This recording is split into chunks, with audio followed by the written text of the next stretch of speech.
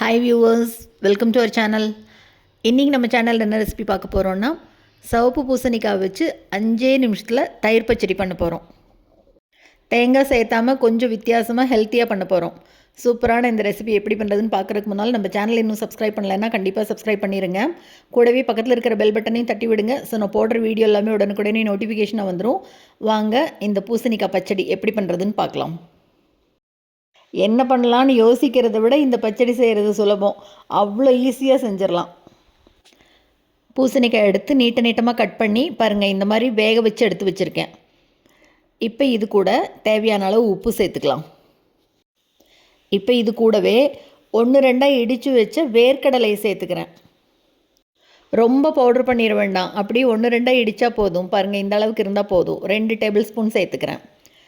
இப்போ இது கூட 2 கரண்டி கெட்டி தயிர் சேர்த்துக்கலாம். இப்போ எல்லாத்தையும் அப்படியே மெதுவாக கலந்து விட்டுறலாம். 5 நிமிஷத்தில் பண்ணிடலாங்க. வேர்க்கடலை அங்கங்கே பல்லில் அகப்படும் போது இந்த பச்சடி அவ்வளோ சூப்பராக இருக்கும்.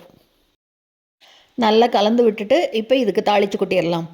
கடுகு, கடலைப்பருப்பு, உளுத்தம்பருப்பு, ஒரே ஒரு காஞ்ச மிளகாய், கருவேப்பிலை எல்லாத்தையும் சேர்த்து தாளித்து கொட்டிடலாம்.